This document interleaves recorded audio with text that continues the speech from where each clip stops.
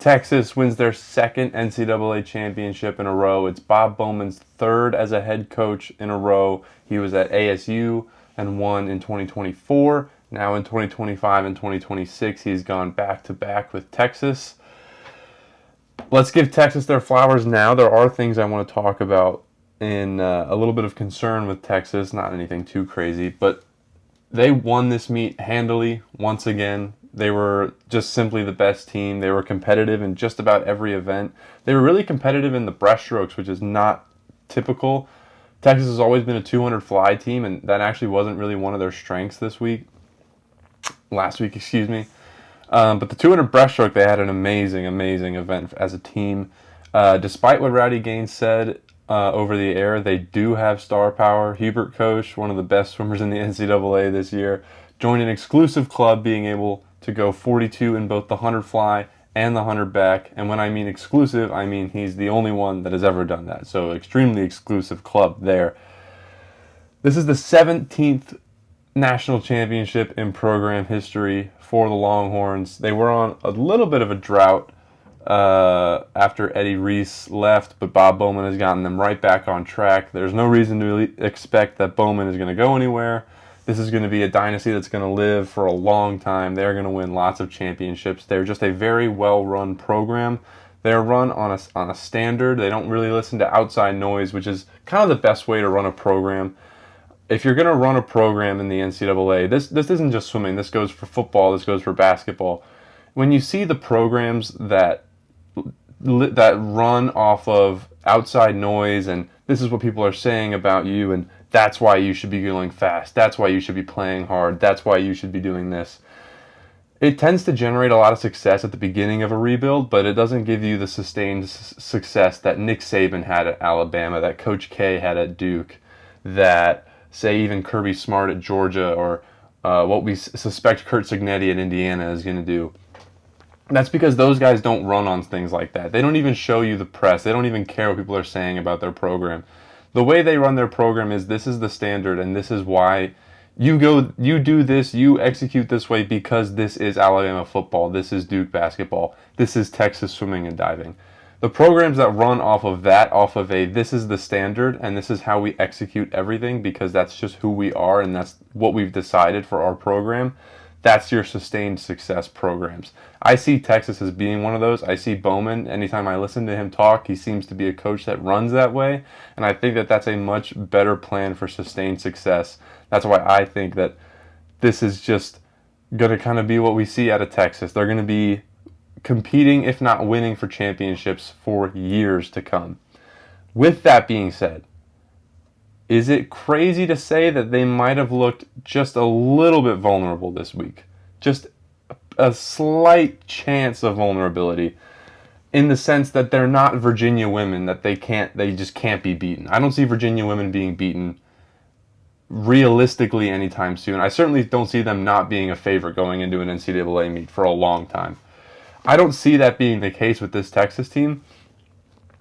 It was honestly not a huge performance for their freshman class. The freshmen were outscored by Virginia, Florida, Indiana, Tennessee, Cal, Michigan, and Miami. Granted, Miami was only through their divers. Their sophomore class was outscored by Indiana, Tennessee, Cal, and Pitt. So the underclassmen haven't necessarily brought it as hard as the juniors and the seniors. Granted, Bob Bowman is a developmental coach. He's known for bringing up athletes. He's even said that he doesn't really love these new NCAA roster limitations because they don't allow him to get the diamonds in the rough that he loves to develop. We'll see if that kind of hinders him, if he has to kind of adjust to that new recruiting style, to being able to find talent, but also talent that can be developed, because he's not able to find these diamonds in the rough, as he calls them, and develop them into the champions that he was able to, or that he is able to. But I don't think they're going to win every NCAA title for the next 4 years and be like a Virginia 6-peat kind of thing. I think that there are plenty of schools that can contend and can fight for this championship with them. Second in this meet was Florida. Josh Liendo had an amazing meet, just like we said he would on this show. I even said the 100 fly looked vulnerable. I did not think he was going to go 42-4, but I will take the win, and I will say that I called it. He also went 39 once again in the 100 freestyle. He won the 50 free, won all of his individual events for his 7th, 8th, and 9th individual NCAA titles, matching the great Caleb Dressel, another Florida alumni. He had just an amazing meet. He was one of those swimmers that you see every once in a while where he was just in a zone that week where every time he entered into a heat, you kind of just knew he was going to win. I mean, I had that feeling the whole week watching him. It was every time I saw him step up, I just knew he was going to win whenever he was swimming. You just have that feeling. Ahmed Jawadi was another huge star for Florida.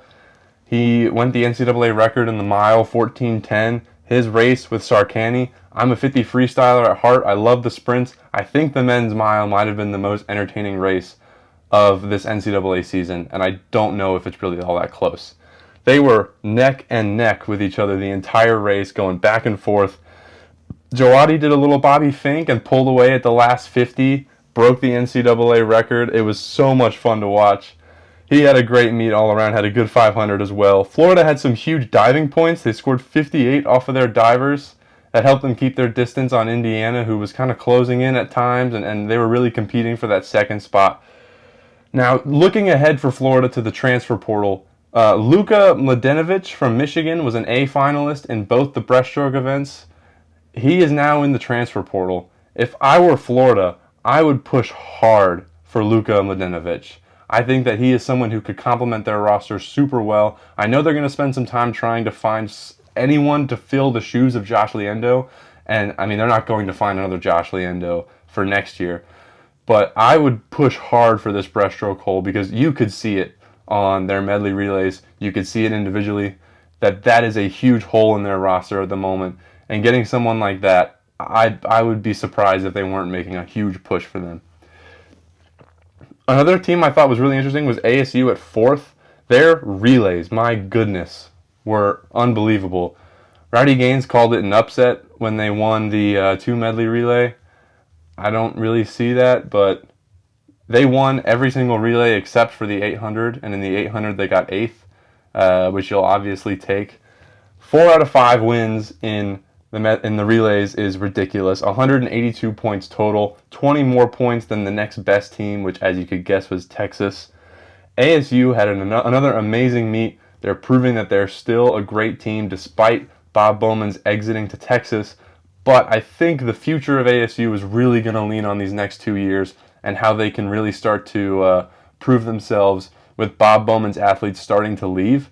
They have 61 returning individual points next year, and they're losing 3 out of 4 members on almost all of their relays. All of their NCAA championship relays are losing 3 out of 4 members. So I think it's going to be a really big deal to see who ASU brings in and what they do with that in the future.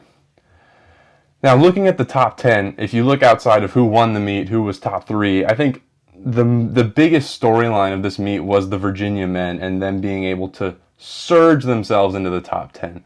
They had easily the best freshman performance in the NCAA. Maximus Williamson was tied for 8th in the 200 freestyle with 2 Virginia swimmers. Virginia obviously ended up putting Williamson in because his best time was capable of winning, and he did just that out of lane 8, won the 200 freestyle. He also won the 200 IM.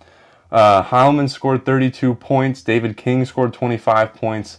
They got into the top 10 with the freshmen leading their team in scoring. They had the highest scoring freshman class in the NCAA, as I said. This is a team that can contend for a title if they continue to perform at this level and recruit at this level in the next few years. Virginia has always been a program on the men's side that has kind of lived in the shadow of the dominance of the women. And I'm not saying I expect them to get into that level of the women and become a powerhouse and win championship after championship. But I do think that the Virginia men can win a men's championship in the next 3 to 4 years when you look at how they're recruiting and how they're developing. I don't think that this is going to be a team that lives in the shadows anymore. I think the men are motivated by wanting to be just as good as the women and being pushed by the women. So I think that this is a team that can contend in the future. Not just for continually being top 10, but pushing into that top 5, potentially even winning the meet conversation.